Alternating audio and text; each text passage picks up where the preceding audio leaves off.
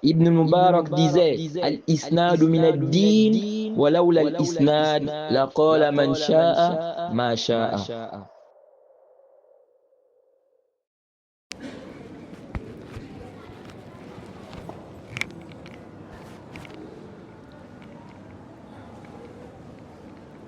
السلام عليكم ورحمة الله وبركاته. إن الحمد لله نحمده ونستعينه ونستغفره ونعوذ بالله من شرور أنفسنا ومن سيئات أعمالنا. من يهده الله فلا مضل له ومن يضلل فلا هادي له، وأشهد أن لا إله إلا الله وحده لا شريك له، وأشهد أن محمدًا عبده ورسوله. يا أيها الذين آمنوا اتقوا الله حق تقاته ولا تموتن إلا وأنتم مسلمون.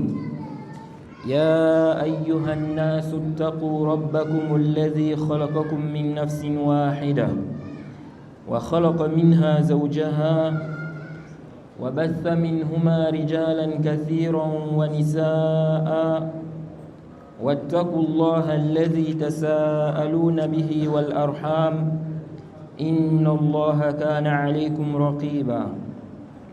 يا أيها الذين آمنوا اتقوا الله وقولوا قولا سديدا يصلح لكم أعمالكم ويغفر لكم ذنوبكم، ومن يطع الله ورسوله فقد فاز فوزا عظيما. أما بعد. Louange à Allah, le créateur des cieux et de la terre. On le loue pour tout ce qu'il nous accorde comme bien et comme grâce. Et on lui demande de prier sur son prophète Muhammad sallallahu alayhi wa sallam, sa famille, ses compagnons et tous ceux qui les ont suivis jusqu'au jour de la rétribution. Celui qu'Allah a guidé, personne ne peut l'égarer. Celui qu'Allah a égaré, personne ne peut le guider. Nous sommes toujours dans l'explication des trois fondements du Cheikh Ibn Uthaymin, qu'Allah lui fasse miséricorde. Le livre du Cheikh Muhammad Ibn Abdul Wahhab, expliqué donc par le Cheikh Ibn Uthaymin. On s'est arrêté sur les propos du Cheikh, où il est en train d'expliquer le sens du shirk. C'est quoi le shirk? Le grand shirk et le petit shirk. Et le cheikh ici a mis en garde contre le shirk, que ce soit le grand shirk ou bien le petit shirk. Ensuite, le cheikh Muhammad ibn Abdul Wahhab nous dit ici فَإِذَا قِيلَ لَكَ مَا الْأُصُولُ الثَّلَاثَةُ التي يجب على الإنسان معرفتها. Le cheikh Muhammad ibn Abdul Wahhab dit فَإِذَا قِيلَ لَكَ, si on te dit مَا الْأُصُولُ الثَّلَاثَةُ التي يجب على الإنسان معرفتها, quels sont les trois principes, quels sont les trois fondements que toute personne doit impérativement connaître. Donc on a trois principes, trois fondements dont tout le monde doit avoir connaissance. Quels sont ces trois fondements-là? Donc le cheikh ici, il a posé la question, ou il a avancé ici ses propos sous forme de question. Il dit, si on te dit quels sont les trois fondements, les trois principes, n'est-ce pas, que toute personne doit impérativement connaître. Faqul, il dit, Faqul, donc dit, Ma'rifatul abdi rabbahu. Premièrement, Ma'rifatul abdi rabbahu. Premièrement, c'est quoi? Le fait que le serviteur, n'est-ce pas, puisse connaître son Seigneur. Jaïd. Donc ça, c'est le premier principe. Connaître ton Seigneur, qui est Allah. Jaïd, connaître celui qui t'a créé, celui que tu adores. Ensuite, il a dit, Wadinahu. Deuxièmement, ta religion. Ok? Donc, le fait de connaître son Seigneur, le fait que le serviteur puisse connaître son Seigneur. Deuxièmement, sa religion et son prophète. Ok? Donc il dit ici, فَقُلْ مَعْرِفَةُ الْعَبْدِ رَبَّهُ وَدِينَهُ وَنَبِيَّهُ مُحَمَّدًا صلى الله عليه وسلم.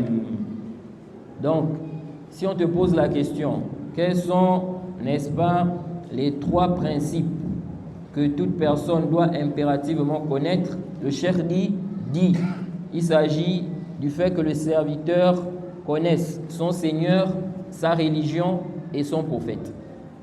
Ces trois choses-là. Connaître ton Seigneur, connaître ta religion et connaître ton prophète. Naam. Le cheikh Ibn Uthaymin explique donc ce passage. Il dit Al-usulu jam'u aslin. Les fondements. Donc il a dit ici Mal usulu. Quels sont les fondements? Ok? Les trois fondements, les trois principes. Le cheikh Ibn Uthaymin dit Al-usul, c'est le pluriel de asl. Ok? En langue arabe, usul, c'est le pluriel de asl. Qu'est-ce que c'est? Il dit wa huwa ma yubna alayhi ghayruhu. Il dit qu'est-ce que c'est? C'est ce sur quoi est basée une chose. C'est ça le fondement, le principe. Ce sur quoi est basée une chose, ou bien la base sur laquelle repose une chose. Il dit wa min dhalika aslul jidari wa huwa asasuhu. Il dit et rentre dedans, n'est-ce pas, le fondement du mur. Quand on dit le fondement du mur, ok, il dit, il s'agit de quoi ici? Sa fondation. Il s'agit de sa fondation. Il dit wa aslu shajarati alladhi yatafarra'u minhu al-aghsan. Il dit de même aussi quand on dit la base de l'arbre, ok, le fondement de l'arbre à partir duquel portent les branches, ok.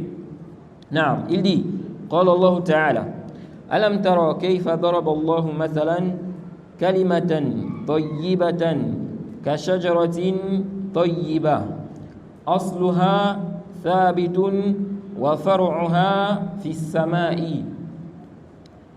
Il cite ici un verset. Il dit, Allah dit, selon une traduction rapprochée, n'as-tu pas vu comment Allah propose en parabole une bonne parole, pareille à un bel arbre dont la racine est ferme et, n'est-ce pas, la ramure s'élance dans le ciel. Ok? Donc, le cheikh a cité ça ici pour expliquer quoi? Le fondement. Parce que ici on a dit quoi? Wa asluha. Ok? Wa asluha thabitun wa far'uha fis sama'i. Ok? On a dit ici quoi? La ramure s'élance, n'est-ce pas, dans le ciel, et on a dit sa racine est ferme. Sa racine. Asluha ici, c'est le fondement. Ok? La racine, la base. Ensuite, le cheikh Ibn Uthaymin dit وهذه الأصول الثلاثة يشير بها المصنف رحمه الله إلى الأصول التي يسأل عنها الإنسان في قبره من ربك وما دينك ومن نبيك. Donc le cheikh dit ici les trois principes là. Quand le cheikh Muhammad ibn Abdul Wahhab a dit ici là, quels sont les trois principes que toute personne doit impérativement connaître? Le cheikh Ibn Uthaymin dit que le cheikh Muhammad ibn Abdul Wahhab, en disant ça, il fait allusion, ok, aux trois questions qu'on va poser au serviteur dans sa tombe. Ok? Qui est ton Seigneur? Quelle est ta religion? Et qui est ton prophète? Ok? Ce sont les trois questions qu'on va poser au serviteur dans sa tombe. Donc ces trois questions-là, le cheikh Muhammad ibn Abdul Wahhab a expliqué que ce sont les trois principes, fondements, bases que toute personne doit connaître. Ok? Alors, le châtiment de la tombe, Cela fait partie des croyances des gens de la Sunna. On croit, n'est-ce pas, au châtiment de la tombe, que des gens seront châtiés dans leur tombe. Ça c'est quoi? L'une des croyances des gens de la Sunna, contrairement aux innovateurs, aux égarés, certains parmi eux. Il y en a qui ont nié le châtiment de la tombe. Et parmi les raisons qui ont poussé ces gens-là à nier le châtiment de la tombe, c'est quoi? C'est parce qu'ils ne voient pas ça. Ok? Ils disent, lorsqu'on va ouvrir les tombes, on ne voit pas quoi? On ne voit pas que les gens sont châtiés là-bas. Ok? Ça fait partie du jahl. Et aussi, n'est-ce pas, du suivi de la passion. Est-ce que pour croire en une chose, il faut forcément voir cela? On a plein de choses dont le croyant, n'est-ce pas, croit, mais il ne voit pas. On croit aux anges. Qui a vu les anges parmi nous ici, par exemple, dans la mosquée? Mais on croit. Le serviteur sait, comme c'est venu dans des textes clairs, qu'il a 2 anges avec lui. 2 anges avec lui, qui inscrivent ses actions. L'ange, n'est-ce pas, au côté droit et l'ange au côté gauche. Pourtant, il ne voit pas ces anges-là. Ok? Dans le Coran, Allah a parlé des anges. On ne voit pas, mais on croit. Toi, tu dis que tu es musulman. Tu dis que le châtiment de la tombe n'existe pas, parce qu'on ne voit pas ça. Quand on va déterrer, n'est-ce pas, on ouvre les cimetières, on ne voit pas le châtiment de la tombe. Ok, il y a des choses, n'est-ce pas, qui ont été mentionnées dans le Coran. Toi, tu crois en cela, pourtant on ne voit pas ça. Si on suit ta méthodologie, ta façon de raisonner là, un égaré, n'est-ce pas, un athée, peut aussi te contredire en te disant ça. Que tu crois, n'est-ce pas, en l'existence du shaitan.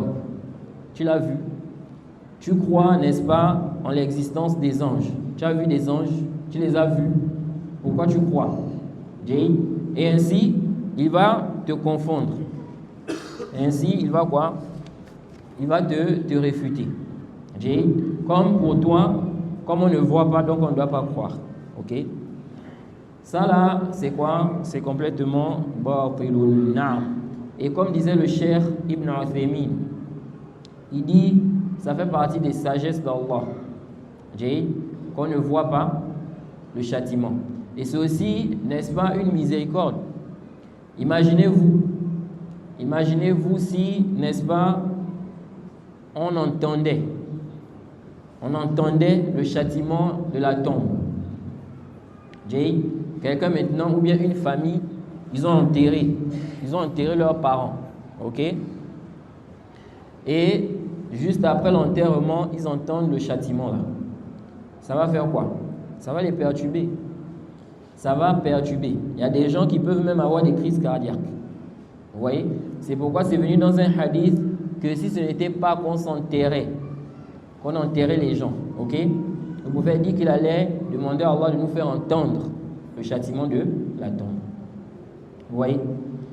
Si ici, là, on voyait ça, ça devait être une épreuve, une grande épreuve pour les gens. Donc c'est aussi une sagesse. Ensuite, nous disons, on ne croit pas seulement en ce qu'on voit. Ok? L'être humain est là. Il sait qu'il a l'esprit. Qui a vu son esprit parmi nous? Lorsqu'on dort, l'esprit, l'âme quitte le corps. Les gens ne se rendent pas compte comment l'esprit, comment l'âme a fait pour quitter le corps là. Vous voyez? Parce que Allah nous dit dans le Coran, Allah yatawaffal anfusa hina mautiha wallati lam tamut fi manamiha. Qu'Allah prend les âmes lorsque les gens meurent et même lorsqu'ils ne meurent pas, lorsqu'ils dorment. Allah prend les âmes. Tu es en train de dormir, donc quand tu es là, tu vas te coucher. À un moment, tu vas t'endormir. Tu ne vas même pas te rendre compte. Ensuite, tu vas te réveiller. Mais ton âme là, ton âme a quitté le corps. Allah a pris ça. Et on a renvoyé. Quand c'est quitté là, quand l'âme est quittée là, tu ne t'es pas rendu compte. Tu ne sais pas comment ça fait pour quitter. Comment c'est revenu aussi. Et pourtant, tout ceci, on y croit. Ok? On y croit, c'est dans le Coran. Donc c'est ainsi. Celui qui se dit musulman, rejeter le châtiment de la tombe parce qu'on ne voit pas ça, ça c'est complètement caduc. Ça c'est un. Deuxièmement, le cheikh Ibn Uthaymin, dans son explication de Wasitiyya, il dit, quand il a réfuté l'ambiguïté là, des gens qui disent non, parfois on ouvre, n'est-ce pas, le cimetière, on ouvre la tombe, mais on ne voit pas que la personne est châtiée. On voit, n'est-ce pas, qu'on l'a enterré, que la personne est comme on l'a enterré. Si on vient 2 heures après, ou 3 heures après, ou bien, n'est-ce pas, un jour, on peut trouver la personne comme on l'a enterré. Donc, il dit, est-ce que Allah n'est pas capable, n'est-ce pas, de faire en sorte que lorsqu'on vient ouvrir là, il ramène ça comme on a laissé? Il dit, Allah est capable. Allah est quoi? Est capable de le faire. Ok? Non.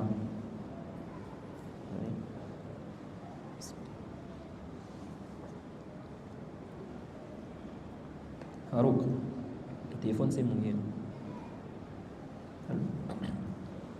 Le cheikh Ibn Uthaymin dit que c'est possible, Allah est capable. Regardez l'histoire dans le Sahih. Dans le Sahih Bukhari et le Sahih Muslim. Un homme qui avait commis beaucoup de péchés. Et il a demandé à ses enfants, quel genre de père je suis pour vous? Et ils ont dit quoi? Ils ont estimé qu'il était un bon père. Mais lui, il se connaît, il sait ce qu'il a fait. Donc il a vu qu'il a commis beaucoup de péchés. Il s'est dit que s'il meurt là, Allah va le châtier. S'il meurt là, Allah va le châtier. Qu'est-ce qu'il a fait? Il a dit à ses enfants, quand je vais mourir, prenez mon corps et brûlez ça. Il faut brûler. Ok? Ensuite, la cendre là, ce qui va rester, la cendre, éparpillez ça. Donc vous jetez une partie dans la mer, une partie, n'est-ce pas, sur la terre ferme. Et il a dit, n'est-ce pas, que si Allah, n'est-ce pas, si Allah me ressuscite, s'il arrive à me ressusciter, il va me châtier d'un châtiment qu'il n'a châtié, n'est-ce pas, personne sur terre. Vous voyez? Alors cet homme-là, tellement il a eu peur du châtiment d'Allah, il a cru qu'il pouvait échapper. Il a cru qu'il pouvait échapper au châtiment d'Allah. En faisant quoi? En demandant à ses enfants de le brûler. Donc il a pensé que s'il est dans cet état-là, dans l'état où il est en cendre, ok?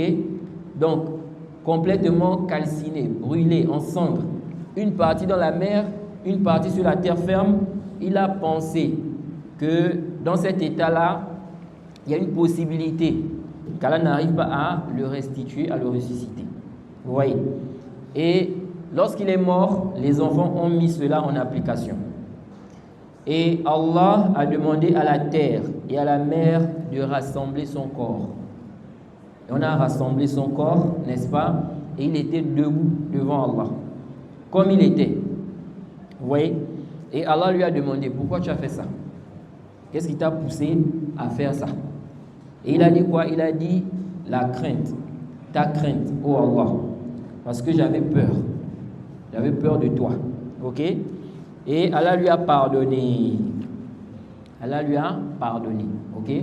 Pourquoi Allah lui a pardonné? Parce que ici là, il était ignorant.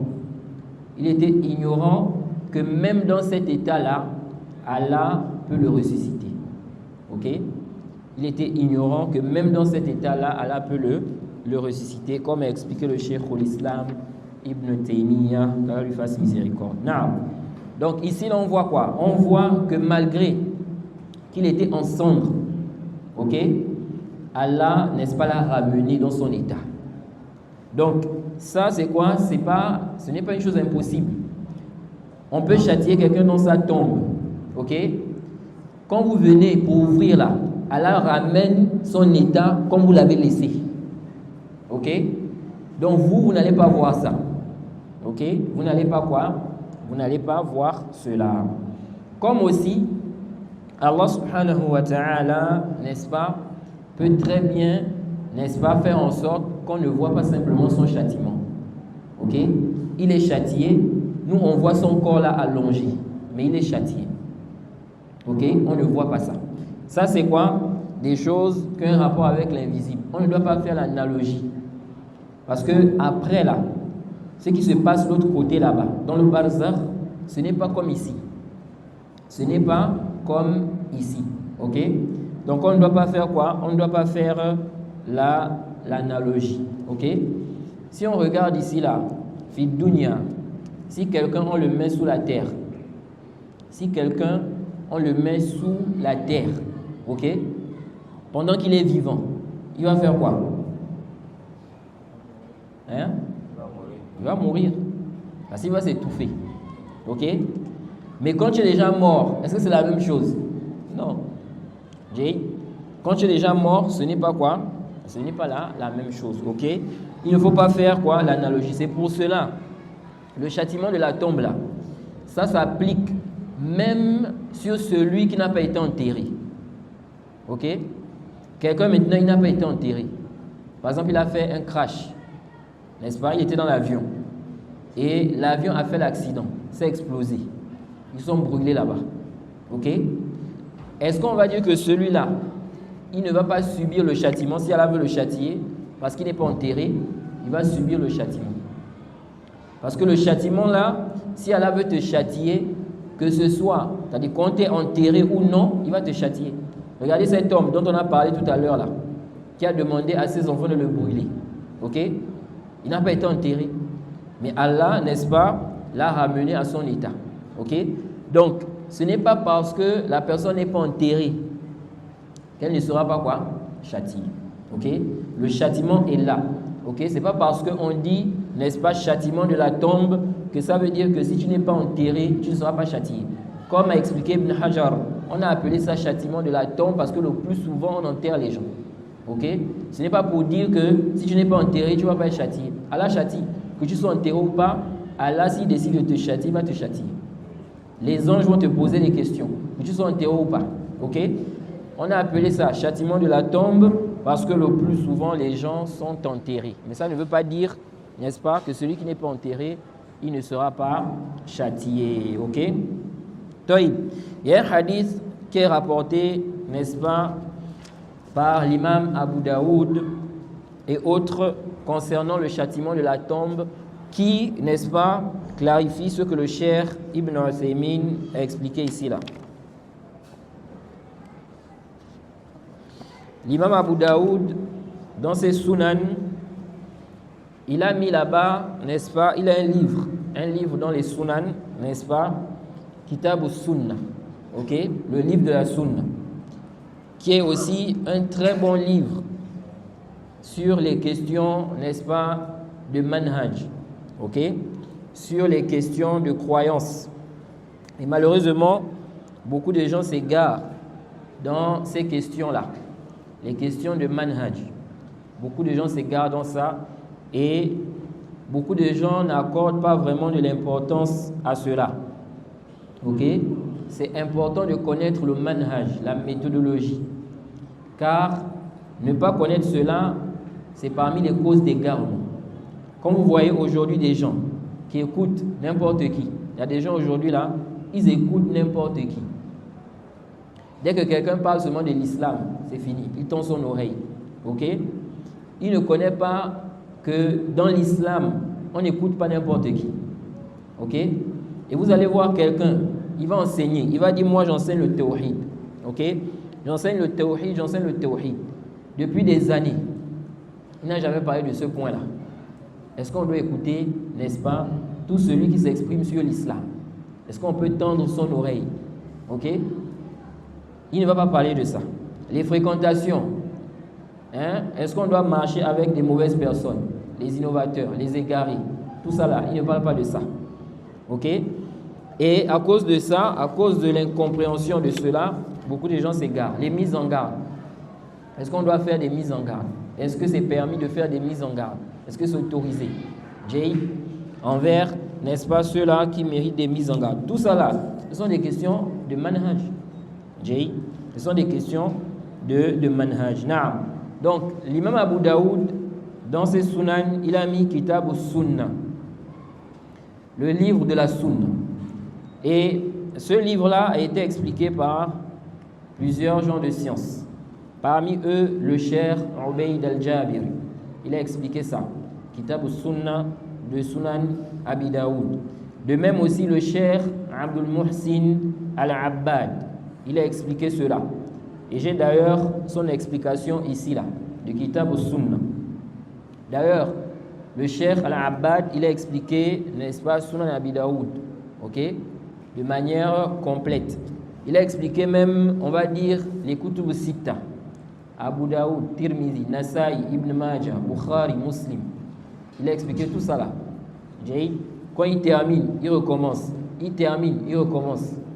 Il est dans l'explication de ces livres-là. C'est maintenant qu'il a arrêté quoi? Ses cours. Naam. Alors, dans, n'est-ce pas, Kitab al-Sunna, l'imam, n'est-ce pas, Abu Daoud a rapporté plusieurs textes sur le châtiment de la tombe. Et parmi les textes, il a mentionné ce récit-là. Il dit ici là, Haddathana Uthman ibn Abi Shayba, Haddathana Jarir, wa Haddathana Hannad ibn Sari, Haddathana Abu Muawiya, wa hadha lafzu Hannad, عن الأعمش, عن المنهال, عن زازان, عن البراء ibn Azib. Donc, il a cité ici là le isnad. Ok, hein? Tu dis quoi? Ça dit quelque chose? Donc, il a cité ici là le isnad. Ok, d'après le compagnon du prophète Al-Bara ibn Azib. Il a dit خرجنا مع رسول الله صلى الله عليه وسلم في جنازة رجل من الأنصار. Il dit on est sorti avec le messager d'Allah pour accompagner la dépouille mortelle d'un homme parmi les Ansar. Ok? Donc ils sont allés donc pour enterrer quelqu'un. Il dit فانتهينا إلى القبر ولما يلحد. Il dit, n'est-ce pas, qu'on est arrivé au niveau de la tombe. Ok? Et on n'avait pas encore terminé de creuser sa tombe par le lahd. Ok? Par quoi? Par le lahd. Comme vous le savez, ou pour ceux qui ne le savent pas, on a deux façons. Ok? Mais on va dire, on a deux tombes. Ok? On a quoi? Deux tombes. On a le lahd et on a quoi? Le shaq. Ok? Qui connaît la différence entre les deux là?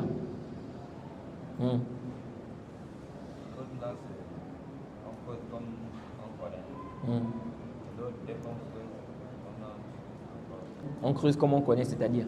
C'est-à-dire tout droit. Voilà. Là, le shaq là, c'est là où on a côté droit.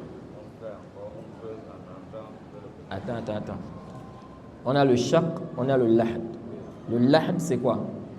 Le lahd, c'est qu'on connaît. C'est-à-dire tout droit, on dépose. Tout droit, et puis on dépose au corps. Mais là, tu n'as même pas expliqué. Tu as dit ce qu'on connaît. Ce qu'on connaît, si quelqu'un maintenant, il n'est pas encore allé, il n'est pas encore allé au cimetière, il va connaître ça comment? Le lahd. Le lahd, est-ce que le lahd, c'est ce qui est tout droit? Non, c'est le shaq. C'est le shaq qui est tout droit. Non. Maintenant, le shaq, là, on fait ça comment?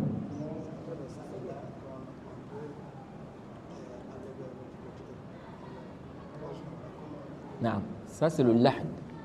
Ok? Là où on creuse comme ça, c'est-à-dire on va creuser et puis en haut, ici, là, on va encore quoi? Ça, c'est le lahd. Ok? Le shaq, c'est-à-dire on creuse et puis au milieu, on fait quoi?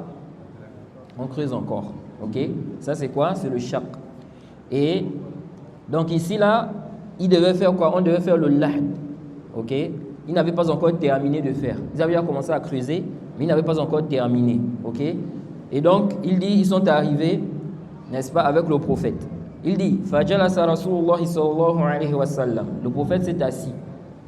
Wa jalasna hawlahu. Et on s'est assis aussi autour du prophète. Ok?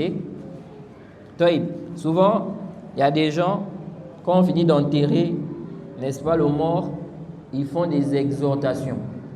Ok?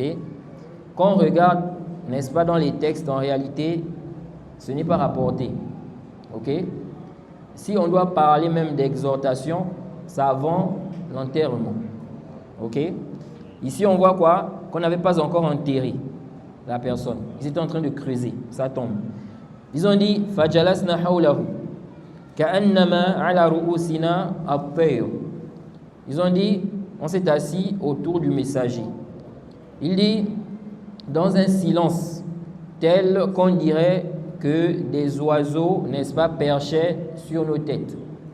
Donc ils étaient calmes, comme s'il y avait des oiseaux au-dessus de leur tête. Ok? Parce que les oiseaux, généralement, ils se posent là où c'est calme. Ok? Taïb. Il dit wa fi yadihi 'udun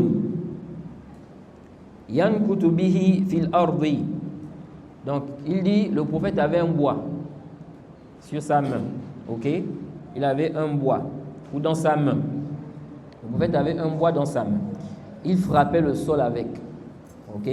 Le prophète frappait le sol avec. Farafa'a ra'sahu. Le prophète a levé la tête. Ok? Ensuite, il a dit faqal ista'idhu billahi min azabil qabr. Ensuite, le prophète a dit implorer la protection d'Allah contre le châtiment infligé dans la tombe ou contre le châtiment de la tombe. Il faut demander à Allah de te préserver du châtiment de la tombe. Il dit, le prophète a dit ça marratayn aw thalathan, 2 ou 3 fois comme ça. Ensuite, le prophète a expliqué les étapes lorsque quelqu'un meurt. Qu'est-ce qui se passe? Ok? Et il a cité, n'est-ce pas, le cas du croyant, dont les anges arrivent pour retirer son âme. Ok? On retire son âme, mais l'imam Abu Daoud ici, dans la version qu'on va citer, qu'on va lire, il a résumé. Ok?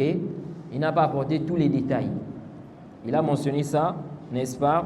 Il a mentionné certains détails dans cette version-là.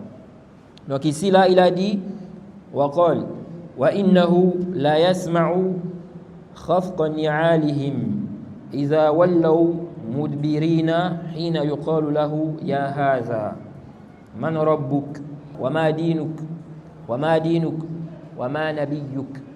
Naam. Il dit ici que lorsqu'on enterre le croyant, lorsqu'on le met dans la tombe, ok, il y a des anges qui viennent l'interroger. Et ici, là, le prophète a dit qu'il entend. Il entend le bruit des pas, ok, des gens lorsqu'ils sont en train de retourner, ok, les gens qui sont venus l'enterrer. Quand ils repartent là, lui, dans la tombe, il entend le bruit des pas là, ok. Ensuite, les anges viennent l'interroger. Ici, là, quand on lit les hadiths parlant du questionnement dans la tombe, du châtiment de la tombe, on observe quelque chose. On observe que les anges viennent interroger le mort lorsqu'il est enterré. Lorsque les gens l'enterrent, et puis ils repartent. Ok? Est-ce qu'on doit comprendre de là que le questionnement là, si on a retardé, donc on n'a pas enterré la personne, ok? Comme par exemple des gens qui font parfois des semaines, on n'a pas encore enterré la personne. D'autres même des mois, ou bien ceux qui vont à Gabosep là, ok? Il va là-bas, il dure là-bas, on ne l'a pas enterré. À quel moment il y a ce questionnement-là? Ok? Ce qui est apparent des textes, comme explique le Cheikh Ibn Uthaymin, c'est que le questionnement-là, c'est lorsqu'on enterre la personne. Ok? C'est lorsqu'on enterre la personne. Donc après l'enterrement. Donc, on peut comprendre quoi? Que si on n'a pas encore enterré, le corps est encore là, on doit laver. Ou bien, n'est-ce pas, c'est encore là pendant 1-2 jours. on peut comprendre qu'il n'y a pas quoi? Il n'y a pas encore le questionnement. Ok? Maintenant, dans cet état-là, si on dit que le questionnement, là, c'est lorsqu'on enterre. Donc, quand on est en train d'organiser les choses là, on n'a pas encore emmené la personne pour l'enterrer. Ok? Si on dit que c'est lorsqu'on va aller l'enterrer qu'il y aura le questionnement, bon, pendant le temps où on n'a pas encore enterré là, qu'est-ce qui se passe? Dans le temps là, le corps est là-bas. On n'a pas encore enterré. Qu'est-ce qui se passe? Qu'est-ce que le mort vit là, dans cette situation-là? Ok? Ça là, Wallahu a'lam. Allah est le plus savant de ce qui se passe pendant ce temps-là. Ok? Mais on sait que lorsqu'on va l'enterrer, il sera quoi? Questionné. Ok? Et aussi, on rappelle qu'il est demandé de se précipiter, d'enterrer le croyant, le musulman ou la personne. Ok? On ne doit pas retarder, sauf vraiment pour une raison valable qui implique un retardement. Sinon, on doit enterrer la personne le plus vite possible. Ok? Taïb. Donc ici, là, le prophète a dit quoi? Il entend le bruit des pas. Ok? Ensuite, on lui demande. Donc les anges viennent. Ils lui posent la question. Qui est ton Seigneur? Quelle est ta religion? Et qui est ton prophète? Ça, c'est la question, n'est-ce pas, qui est posée ici, là, aux morts. Ok? Taïb. Ensuite, le prophète a dit وَيَأْتِيهِ مَلَكَانِ فَيُجْلِسَانِهِ فَيَقُولَانِ لَهُ مَنْ رَبُّكَ فَيَقُولُ رَبِّيَ اللَّهُ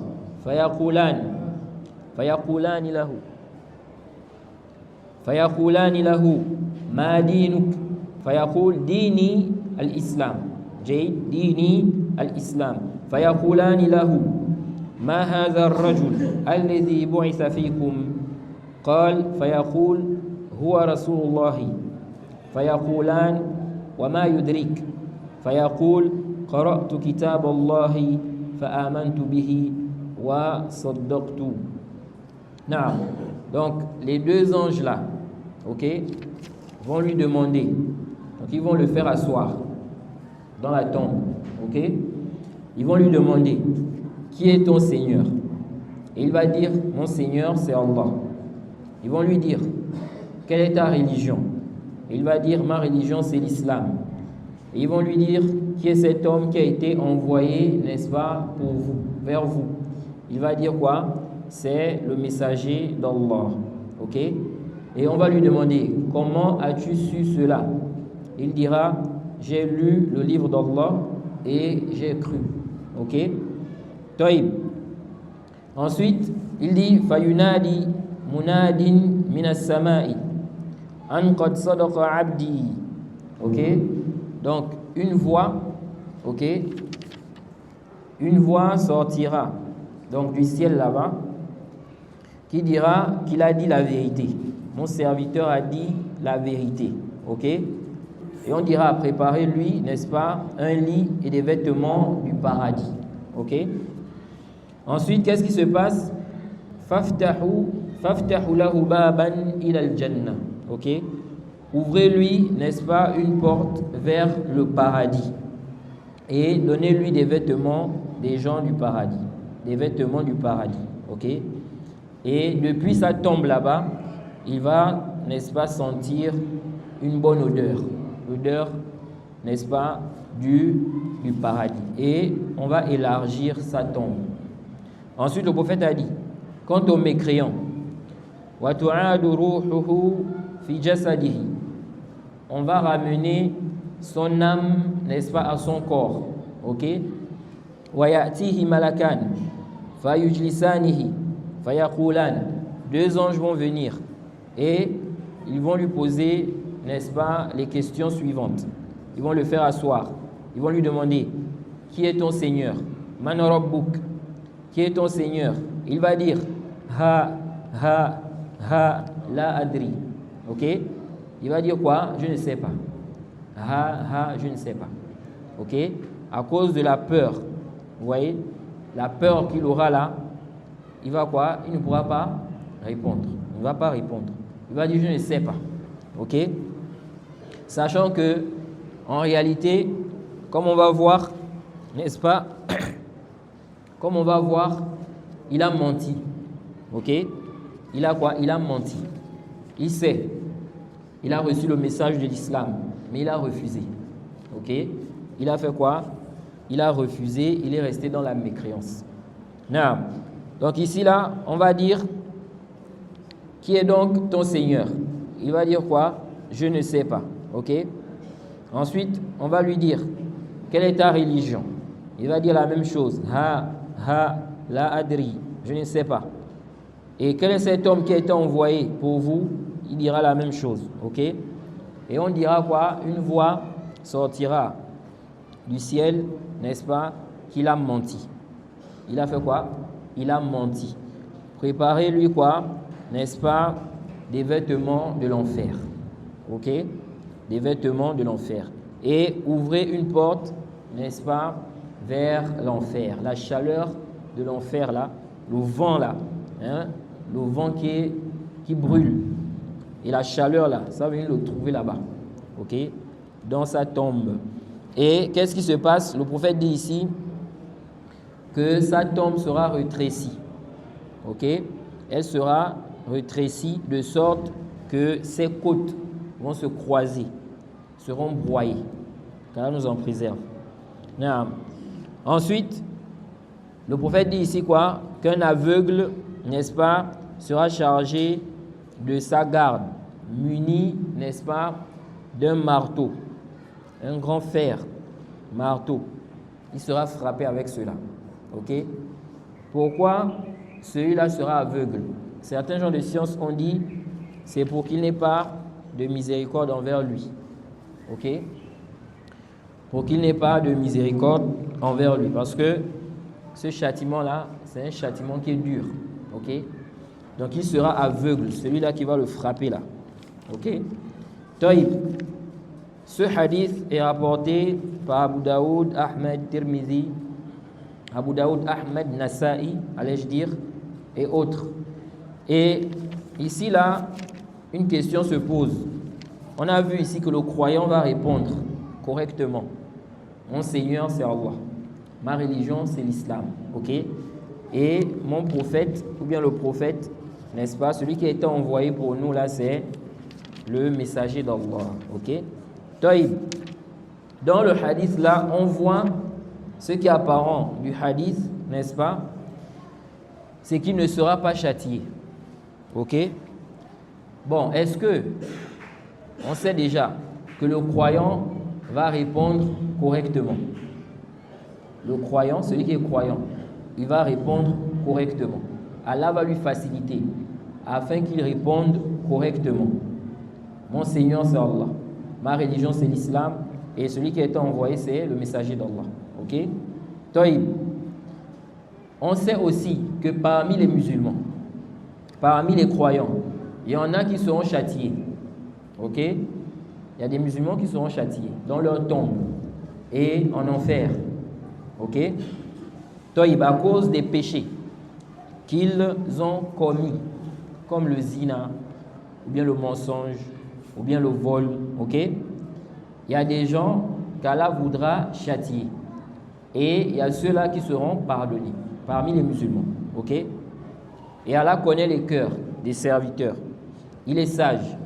Il sait, n'est-ce pas, celui qui sera châtié et celui, n'est-ce pas, à qui il va pardonner. Taïb. Si le croyant va répondre correctement, est-ce que ça veut dire que le fait de répondre correctement là, donc comme tu as répondu, tu as bien répondu, donc ça veut dire que tu ne seras pas châtié dans la tombe si tu as commis certains péchés par exemple. Ok? On a posé la question là au Cheikh Al-Abbad, ok, dans son explication de Kitab al-Sunnah de l'imam, n'est-ce pas, Abi Daoud là. On lui demande Hal yumkinu, donc à la page 938 de l'explication, n'est-ce pas, de As-Sunnah, le Sunnah Abi Daoud. On pose la question au Cheikh Al-Abbad. Hal yumkinu, parce qu'à la base, ce sont des cours audio. C'était des cours audio que le cheikh a eu à faire. Donc, il a enseigné ça, ça a été enregistré. Ensuite, on a transcrit ça. Donc, on a écouté et puis on a mis ça en écrit. On a fait sortir le livre. OK? Donc, souvent, le cheikh, après son dars, après son cours, on lui pose des questions. Donc, parmi les questions qu'on lui a posées, quand il a expliqué le hadith qu'on a cité précédemment, on lui a demandé ceci. Hal yumkinu an yujib al-muslimu an as'ilati al-qabr. Est-ce qu'il est possible qu'un musulman réponde aux questions qu'on va poser dans la tombe là-bas? Ma'a kawnihi kana muqassiran fi dunya ma'a salamati tawhidihi. OK? Donc on demande au cheikh, est-ce qu'il est possible qu'un musulman réponde aux questions qu'on pose aux serviteurs dans la tombe là, tout en sachant qu'il était négligent dans, n'est-ce pas, le dunya. C'est quelqu'un qui était négligent. Il commettait des péchés, des désobéissances. Ils disent ici là, n'est-ce pas, malgré qu'il ait le tawhid. OK? Donc il a le tawhid. Il n'est pas mécréant. Il n'a pas commis le grand shirk. Mais, n'est-ce pas, il était négligent dans certaines choses. OK? Donc, est-ce qu'il peut répondre aux questions là? OK? Donc, quelqu'un, c'est quoi? Un désobéissant. Mais il a le tawhid. Est-ce qu'il va répondre aux questions là? Le cheikh a dit naam. Il dit ici, oui, il va répondre. Fal jawabu yuwaffaqu lahu man kana mu'minan. Il dit, la réponse, n'est-ce pas, aux questions là-bas, Allah, n'est-ce pas, va faciliter cela à celui qui est croyant. OK? Wa amma man kana kafiran.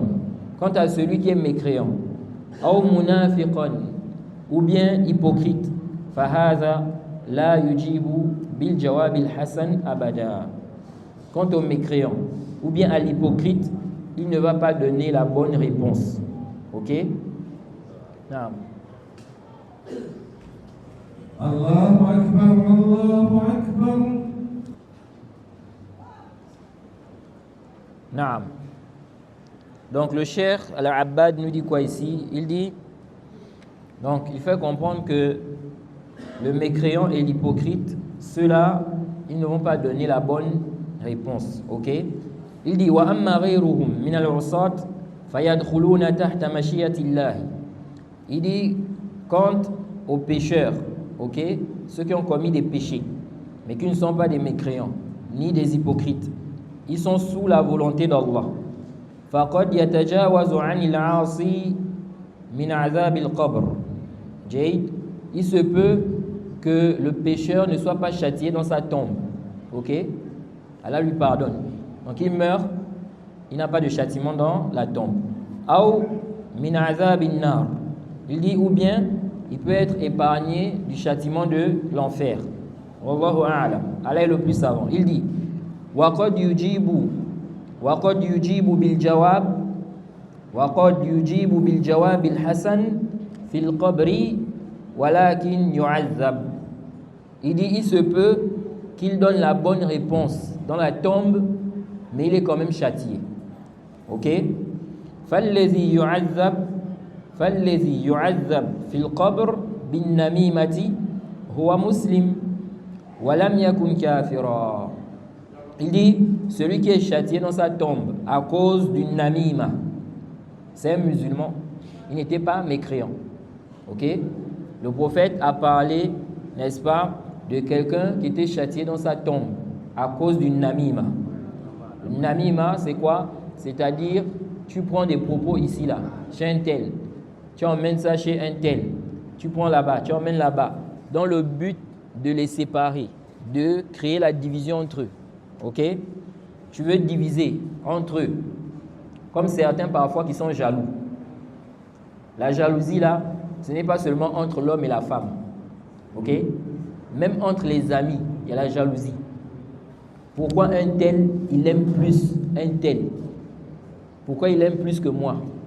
Ce sont tous des amis. Mais il voit qu'il y a un des amis qui aime plus l'autre. Pourquoi il aime plus? Donc parfois il va voir la jalousie. Donc il va chercher à créer des problèmes entre eux, à faire qu'ils se chamaillent, qu'ils aient des problèmes. Ok? Donc il va emmener une parole ici là. Hein? Tu sais que lui là, il dit comme ça sur toi, ou kaza. Ok? Pour faire quoi? Pour les diviser. Non. Donc celui-là, ça fait partie des causes du châtiment de la tombe. An-namima là. C'est pourquoi ça fait partie des grands péchés. Taïb. Le cheikh dit ici là que celui-là il est châtié même s'il est musulman. لأنه لو كان كافرا لعذب بالكفر. Il dit parce que s'il était mécréant, il allait être châtié pour la mécréance. Ok? Donc comme il est châtié à cause d'une namima, ça veut dire que c'est ça la cause de son châtiment. La cause de son châtiment, c'est quoi? An-namima. Il dit, le cheikh dit ici, وَالتَّخْفِيفُ إِنَّمَا يَكُونْ لِمَنْ يُعَذَّبْ بِسَبَبِ ذَنْبٍ. Ok? L'allègement, c'est pour celui qui est châtié à cause d'un péché. Ok? Est-ce que le châtiment de la tombe là, est-ce que ce sera interrompu? Si quelqu'un est châtié dans sa tombe, est-ce qu'il est châtié pendant, n'est-ce pas, tout ce temps-là, n'est-ce pas, qu'il est enterré jusqu'au jour où les gens seront ressuscités? Ou bien, quelqu'un peut être châtié pour un temps. Après, le châtiment s'arrête. Ok? Il y a des savants qui ont dit quoi? Que le châtiment peut être interrompu. Donc, il est châtié par rapport à son péché, le péché qu'il a eu à commettre. Ok? Ensuite, n'est-ce pas, il ne sera plus châtié jusqu'au jour où on va ressusciter quoi? Les gens. Ok? Donc, le cheikh dit ici là que l'allègement, c'est pour celui-là qui a commis quoi? Un péché. De même aussi le châtiment de l'enfer. Il dit فَقَدْ يُعَذَّبْ فِي النَّارِ مَنْ كَانَ عَاصِيًا. On peut châtier en enfer celui qui est pécheur. وَالْجَوَابُ فِي الْقَبْرِ يُرْجَى أَنْ يَحْصُلَ مِنْ كُلِّ مُسْلِمٍ. Il dit la réponse ici là, ok? On espère que, donc la bonne réponse, qu'elle proviendra de tout musulman. Il dit lakin la yuqal inna man ajaba bil jawab as-sadid yaslamu min azab an-nar. Jade, il dit ici là que cependant on ne doit pas dire que celui qui a répondu, qui a donné la bonne réponse dans la tombe, il ne sera pas châtié. Ok? Donc, Naam, tu peux répondre correctement, mais malgré cela, n'est-ce pas, tu es quoi? Tu es châtié. Parce que tu as commis par exemple un péché, n'est-ce pas? Et Allah veut te châtier par rapport à cela. Ça peut être le zina, ça peut être le vol, ça peut être le mensonge, ça peut être un namima ou autre chose. Naam. Ensuite, si on revient maintenant au propos du cheikh Ibn Uthaymin ici, donc il dit que le cheikh Muhammad ibn Abdul Wahhab, quand il a dit ici là, quels sont les 3 principes que l'homme ou que toute personne doit obligatoirement connaître, il fait allusion aux 3 questions de la tombe. Ensuite, il a dit ici, c'est le fait de connaître son Seigneur, le fait que le serviteur puisse connaître son Seigneur. Le cheikh Ibn Uthaymin dit, il dit, أورد المؤلف رحمه الله هذه المسألة بصيغة السؤال. Il dit ici que l'auteur a évoqué ce sujet sous forme de question. Ok? وذلك من أجل أن ينتبه الإنسان لها. Ok? Il dit pour que le serviteur, n'est-ce pas, prête attention à cela, pour attirer l'attention du lecteur sur cela. Ça fait partie des méthodologies dans l'enseignement. Ok? Faire comprendre aux gens des choses sous forme de questions. Ok? Tu poses la question, ou bien tu mentionnes une question, ensuite tu donnes la réponse. Et ça fait partie des choses qui font en sorte que la chose reste. Ok? Les gens vont garder ça. Ils vont difficilement oublier. Vous voyez? C'est pourquoi vous allez voir que le prophète a utilisé cette méthodologie. Ok? Parfois, le prophète posait des questions aux compagnons. Il disait, Atadruna mal muflis, par exemple. Connaissez-vous qui est le muflis? Il pose la question. Les compagnons disent, Allah et son messager sont les plus savants. Ok? connaissez-vous ceci ou cela? Muaz, il dit à Muaz, Ya Muaz, atadri ma haqqullahi ala al-ibad wa ma haqqul ibadi ala Allah? Est-ce que tu connais le droit d'Allah sur les serviteurs, le droit des serviteurs sur Allah? Vous allez trouver plein de hadiths comme ça. Le prophète pose la question, ensuite, n'est-ce pas, les compagnons répondent. Ok? Toïb, ça fait partie des méthodologies, n'est-ce pas, d'enseignement. Et des savants ont recommandé d'enseigner comme ça aussi, en posant des questions. Vous voyez? C'est pour cela, n'est-ce pas, le cheikh Ibn Uthaymin, il a une parole où il explique que parfois, n'est-ce pas, certains enseignants, lorsqu'ils viennent enseigner, ok, ils se mettent à lire. Lire, ensuite ils partent. Ok? Et le cheikh explique que ça là, ce n'est pas quoi une bonne façon de faire. Il dit que l'enseignant devrait poser des questions. Il pose des questions. Il fait participer les gens. Ça permet de faire revivre l'assise. Ça peut aussi faire que les gens ne dorment pas. Parce que si tu viens, tu lis, il se peut que des gens dorment. Ok? Mais quand tu fais participer les gens, ce n'est pas un monologue. Tu parles avec les gens, tu poses des questions, tu fais participer les gens, n'est-ce pas? Ça peut faire en sorte que les gens soient éveillés et retiennent bien, n'est-ce pas, ce qui est enseigné. Naam, on va s'arrêter ici. On demande qu'Allah nous facilite, qu'il nous accorde la compréhension de sa religion. S'il y a une question, rapidement. Il y a cela, vous avez dit que si le cas d'intéressé est altéré, il va être introduit par les anges. Pardon? Et si l'intéressé est altéré, si l'intéressé est altéré, par les invocations de deux anges. Non. Alors il y a des gens qui meurent sans être altérés. Non. Il y a des gens qui meurent dans l'eau, il y a des gens qui meurent dans la nature comme ça. Là. Exactement, oui. Parce qu'il y a un qui a dit que tout le monde sera interrogé. Non. Par ces deux anges-là. Quel qu'il soit. Non. La façon de... Non. Voilà. Oui, même si tu n'as pas été enterré dans la tombe, ok? Comme on a vu, n'est-ce pas, qu'on a appelé ça, quand on parle châtiment de la tombe, fitnatul qabr, ok? L'épreuve de la tombe, c'est parce que le plus souvent on enterre les gens. Mais ça ne veut pas dire que celui qui n'est pas enterré, il ne sera pas questionné. Ou celui qui n'est pas enterré, il ne sera pas quoi? Châtié. Le châtiment, n'est-ce pas? Le châtiment ou le questionnement n'est pas quoi? Limité à quoi? À une tombe ou bien à la tombe. Non. Non. Je pense que c'est la dernière question. Non. Wa alaykoum salam wa rahmatullah.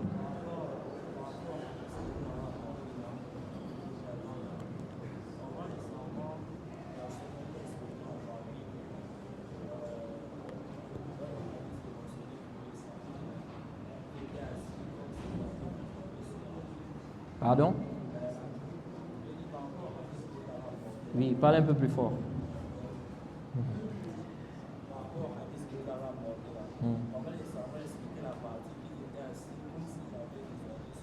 Non, on a expliqué ça tout à l'heure. On a dit quoi? C'est-à-dire qu'il y avait un silence. Ok? Ils étaient silencieux. Et ceci, n'est-ce pas, pour écouter le prophète Mohammed sallallahu alayhi wa sallam. Et ici là, quand le compagnon ou quand le rapporteur dit ici là, comme s'il y avait des oiseaux au-dessus, n'est-ce pas? C'est-à-dire quoi? Généralement, les oiseaux se posent là où c'est quoi? Là où c'est calme. Ok? Si maintenant, par exemple, il y a, n'est-ce pas, du bruit là, vous allez voir que les oiseaux ne vont pas venir se poser là. Ok? Donc, c'est ça le sens ici. Le sens, c'est quoi? C'est ce qu'on vient d'expliquer. On avait déjà expliqué cela. On s'arrête ici, on demande qu'elle nous facilite. Wa subhanakallahumma bihamdik wa ashhadu an la ilaha illa anta astaghfiruka.